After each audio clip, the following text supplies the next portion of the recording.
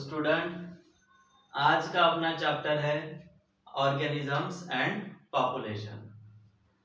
4 level of biological organisation in ecology are. पहला जो level है वो है ऑर्गेनिज्म, मतलब जो बेसिक लेवल है बायोलॉजिकल ऑर्गेनाइजेशन का इन इकोलॉजी वो है ऑर्गेनिज्म। तो पहले तो ये पता होना चाहिए what is biological organisation. Biological organisation की शुरुआत होती है मॉलिक्यूलर लेवल से, जैसे कार्बोहाइड्रेट, प्रोटीन, लिपिड, ये सारे बायोमॉलिक्यूल्स हैं। इन बायोमॉलिक्यूल से मिलके सेल का फॉर्मेशन होता है। सेल के ग्रुप से टिश्यू का फॉर्मेशन होता है। टिश्यू के ग्रुप से ऑर्गन बनेगा, फिर ऑर्गन सिस्टम बनेगा, फिर एक ऑर्गेनिज्म बनेगा। ये है बायोलॉजिकल ऑर्गेनाइजेशन। अब बायोलॉजिकल ऑर्गेनाइजेशन इन इकोलॉजी, तो इसका जो बेसिक यूनिट है वो है ऑर्गेनिज्म। ऑर्गेनिज्म के ग्रुप से बनता है पॉपुलेशन। अब पॉपुलेशन में सेम काइंड ऑफ ऑर्गेनिज्म का ग्रुप होता है, एक पर्टिकुलर ज्योग्राफिकल एरिया में रहने वाला। अब उसी ज्योग्राफिकल एरिया में अलग अलग पॉपुलेशंस होते हैं। इन पॉपुलेशन से मिलके बनता है कम्युनिटी। फॉर एग्जांपल, जैसे ह्यूमन पॉपुलेशन, डॉग का अपना पॉपुलेशन है, गधों का अपना पॉपुलेशन है। तो ये पर्टिकुलर ज्योग्राफिकल एरिया में जो पॉपुलेशंस है इनसे मिलके बनती है कम्युनिटी, और बाद में बनते हैं बायोम। तो बायोम क्या है? बायोम मतलब एक लार्ज ज्योग्राफिकल एरिया है जहां पे क्लाइमेटिक कंडीशन सिमिलर होती है। ऐसे लार्ज ज्योग्राफिकल एरिया जहां को बोला जाता है बायोम। तो बायोलॉजिकल ऑर्गेनाइजेशन के लेवल सबसे पहला होगा ऑर्गेनिज्म। ऑर्गेनिज्म से बनता है पॉपुलेशन, पॉपुलेशन से बनती है कम्युनिटी, और कम्युनिटी से मिलके बनेगा बायोम। अपने अर्थ पे अलग अलग टाइप के बायोम हैं, जैसे terrestrial biome, aquatic biome. Terrestrial biome में 6 मेजर बायोम है, 6 मेजर टेरेस्ट्रियल बायोम। क्या क्या नाम है? जो पहला बायोम है वो है डेजर्ट, दूसरा रेन फॉरेस्ट। अब डेजर्ट मतलब तो आपको पता है, डेजर्ट जैसे सहारा डेजर्ट हो गया, इंडिया में राजस्थान में जो डेजर्ट है, और ऐसे दुनिया में बहुत सारे डेजर्ट्स हैं। Rain forest, Amazon rain forest Brazil में पाए जाते हैं, इक्वेटर पे पाए जाते हैं, वो रेन फॉरेस्ट है। ग्रासलैंड, ग्रासलैंड मतलब हर तरफ ग्रास ही ग्रास फैला है, वो ग्रासलैंड है। Alpine and arctic tundra, tundra प्रदेश जहां पे काफी ज्यादा ठंडी होती है, बर्फ ही बर्फ होता है, शुष्क होता है, बिल्कुल ह्यूमिडिटी बहुत कम होती है, उसको बोलते हैं टुंड्रा। कोनिफेरस फॉरेस्ट, जहां पे काफी ज्यादा स्नोफॉल होता है, वहां के जो फॉरेस्ट है वो कोनिकल शेप के होते हैं, और फॉरेस्ट जो होगा वो होगा कोनिफेरस फॉरेस्ट। और फिर है टेम्परेट फॉरेस्ट। अब टेम्परेट रीजन मतलब क्या? अब इक्वेटर से दूर, मतलब जो ट्रॉपिक ऑफ कैंसर है उसके ऊपर और ट्रॉपिक ऑफ कैप्रिकॉर्न है उसके नीचे जो पार्ट आता है वो टेम्परेट रीजन में आता है। फॉर एग्जांपल जैसे यूरोपियन कंट्रीज ये टेम्परेट रीजन में आती है, वहां पे जो फॉरेस्ट होगा उसको बोलेंगे टेम्परेट फॉरेस्ट। अब अलग अलग बायोम में क्लाइमेटिक कंडीशन अलग अलग होती है, टेम्परेचर अलग होता है, और एनुअल प्रेसिपिटेशन भी अलग अलग होता है। प्रेसिपिटेशन का मतलब होता है रेनफॉल या फिर स्नोफॉल, उसको हम बोलते हैं प्रेसिपिटेशन। डेजर्ट में temperature, minimum temperature 5 degree Celsius से लेकर 23 डिग्री सेल्सियस, इस रेंज में टेम्परेचर वेरी करता है। अब डेजर्ट में तो हाई टेम्परेचर ही रहना चाहिए, कम टेम्परेचर क्यों? अब डेजर्ट में टेम्परेचर कम भी रह सकता है, कौन से टाइम पे? नाइट के टाइम पे। सैंड की प्रॉपर्टी आपको पता है, डेजर्ट में सैंड होती है।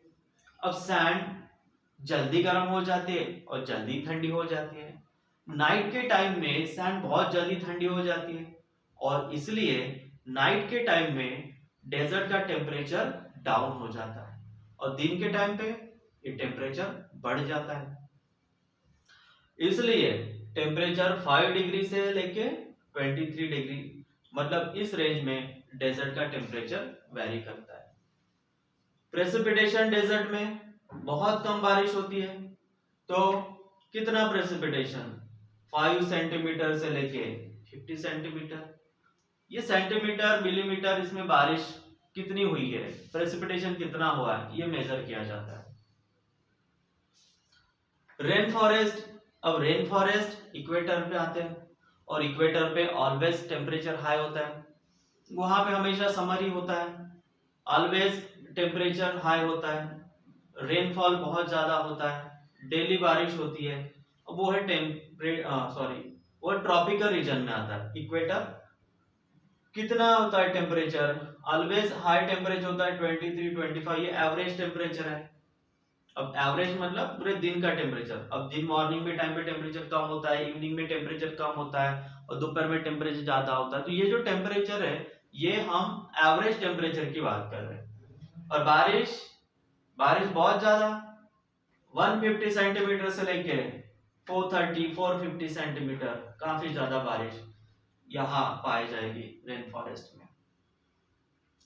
ग्रासलैंड टेम्परेचर कम भी होता है, 2 डिग्री सेल्सियस से लेकर 25 डिग्री सेल्सियस, काफी कम से लेकर 25 डिग्री सेल्सियस ये टेम्परेचर वेरी करता है। बारिश भी कम, अब ज्यादा बारिश होती है तो वहां पे फॉरेस्ट नहीं बनता, इसलिए बारिश कम ही होती है, 20 सेंटीमीटर टू 80 सेंटीमीटर कम बारिश है। और कम बारिश है इसलिए ग्रास है, छोटे छोटे प्लांट है। अगर ज्यादा बारिश हो गया तो बड़े बड़े प्लांट होंगे। Alpine and Arctic tundra, tundra के बारे में सुना होगा आप लोगों ने, वही टुंड्रा जहां लोग इग्लू में रहते हैं। इग्लू क्या है, वो बर्फ का घर, बर्फ से जोड़ के बनाया जाता है और बर्फ एक दूसरे को चिपकता भी है। आपको पता होगा जब अगर बर्फ पे आइस पे प्रेशर अप्लाई करेंगे वो मेल्ट होता है और जैसे प्रेशर रिलीज कर दिया सडनली फ्रीज हो जाता है। और इस प्रॉपर्टी का यूज करके हम आइस को ज्वाइन कर सकते हैं, चिपका सकते हैं और ऐसे वहां पे घर बनाए जाते हैं। तो टुंड्रा में बहुत कम टेम्परेचर रहता है, माइनस में रहता है हमेशा, -10 डिग्री टू 0 डिग्री, 0 के नहीं ऊपर का भी टेम्परेचर जाता ही नहीं। वहां पे क्या होगा, अगर 0 के ऊपर चला गया तो आइस मेल्ट हो जाएगा, है ना, आइस के घर वो भी मेल्ट हो जाएंगे। तो कभी 0 के ऊपर टेम्परेचर नहीं जाता, माइनस में ही रहता है। बारिश प्रेसिपिटेशन वो भी कम है, 5 centimetre to 120 centimetre. Coniferous forest, अभी मैंने बताया जहां पे स्नोफॉल ज्यादा होता है तो झाड़ का शेप कैसा रहता है, कोन के जैसा, वो कोनिफेरस फॉरेस्ट है। वहां टेम्परेचर कम, कितना, माइनस में रहता है, -2 डिग्री टू 13 डिग्री ये टेम्परेचर में टेम्परेचर रहता है। और बारिश वो थोड़ी ज्यादा होती है। अब बारिश तो नहीं होती है लेकिन स्नोफॉल होता है, तो हमने प्रेसिपिटेशन बोला, प्रेसिपिटेशन में बारिश भी होती है या और स्नोफॉल भी होता है। तो कितनी बारिश, कितना snowfall, 5 centimetre to 50 centimetre to 250 centimetre. अब रह गया कौन, टेम्परेट फॉरेस्ट। टेम्परेट रीजन कहाँ आता है, ये अब इक्वेटर है, इक्वेटर के ऊपर ट्रॉपिक ऑफ कैंसर और फिर उसके ऊपर जो रीजन आता है जैसे यूरोपियन कंट्रीज वगैरह है वो आते हैं टेम्परेट रीजन में और वहां के फॉरेस्ट को बोलते हैं टेम्परेट फॉरेस्ट। इक्वेटर पे जो फॉरेस्ट है उसको ट्रॉपिकल फॉरेस्ट, उसमें रेन फॉरेस्ट भी आते हैं। और टेम्परेट रीजन में टेम्परेचर अच्छा टेम्परेचर होता है 7 to 23, बहुत ज्यादा भी नहीं बहुत कम भी नहीं, इसलिए वो बहुत फेवरेबल एनवायरनमेंट बोला जाता है उसको। प्रेसिपिटेशन वो भी ठीक ठाक ही होता है 70 सेंटीमीटर टू 230 सेंटीमीटर। तो इस तरह ये अलग अलग बायो में टेम्परेचर और प्रेसिपिटेशन वेरी करते हैं। अब हम बात करेंगे, देखो पॉपुलेशन मतलब क्या, पॉपुलेशन मतलब देखो group of organism, similar group of similar organism in a particular geographical area, वो क्या है पॉपुलेशन। और ये कम्युनिटी डिफरेंट पॉपुलेशन के ग्रुप को क्या बोलेंगे? कम्युनिटी। अब यहाँ देखो ecology, term ecology was given by Hückel. Hückel ने दिया ये टर्म इकोलॉजी। तो इकोलॉजी मतलब क्या होता है वो समझने के लिए पहले इकोसिस्टम समझ लो। इकोसिस्टम मतलब क्या? ये नेचर का एक यूनिट होता है, the unit of nature in which living thing and non living thing interact, उसको क्या बोलते हैं? इकोसिस्टम बोलते हैं। अब फॉर एग्जांपल तालाब, तालाब एक इकोसिस्टम है। अब तालाब में मछलियां है ना, तालाब में पानी है। अब तालाब एक इकोसिस्टम हुआ। अब तालाब में एक्वाटिक एनिमल और वाटर सॉइल ये इंटरेक्ट करते हैं, living thing and non living thing जहां पे इंटरेक्ट होता है उसको बोलते हैं इकोसिस्टम। तो अलग अलग इकोसिस्टम है, जैसे फॉरेस्ट एक इकोसिस्टम हो जाएगा, तालाब इकोसिस्टम है, ओशन एक बड़ा इकोसिस्टम हुआ, सही है नहीं? डेजर्ट वो भी एक इकोसिस्टम हुआ। तो इकोसिस्टम मतलब जहां पे लिविंग थिंग और नॉन लिविंग थिंग एक दूसरे के साथ इंटरेक्शन करते हैं, ऐसे यूनिट को हम क्या बोलते हैं? इकोसिस्टम बोलते हैं। और अगर हम इकोसिस्टम की स्टडी करेंगे तो क्या बोलेंगे? इकोलॉजी। तो इकोसिस्टम की स्टडी को क्या बोला जाता है? इकोलॉजी बोला जाता है। Okay student.